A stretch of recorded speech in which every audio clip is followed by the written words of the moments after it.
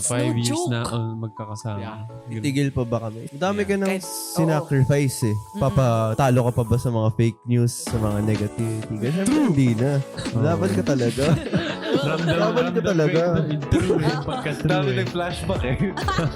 Di ba, alam, tama nga sila kasi malay mo, bukas na pala yung magandang balita, tapos hihito ka pa. Tsaka yung as long na may nakikita kang naniniwala sa At inyo. least like one person. Kahit isang tao lang yan, parang magkakaroon ka ng reason para mag-move forward talaga. So, yung aces, like makikita mo na yung mga mukhang yun, sila pa rin.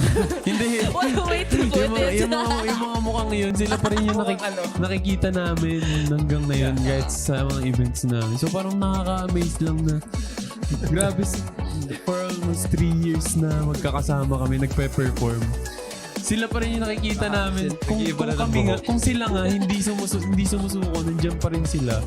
Paano pa kami, di ba? Naniniwala naman tayo lahat na ano ba yun? Marami pang mangyayari. True. Ramdam na ramdam namin yung support nila. Social media, pag meron kaming performance talaga. Kasi nandun pupunta talaga sila kahit malayo.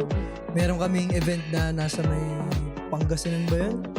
Yung mga taga Maynila na is talagang sumunod doon. Canada.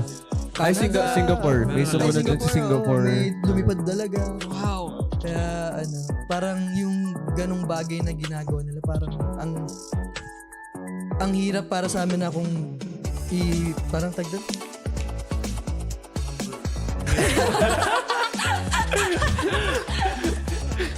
Ilalet down.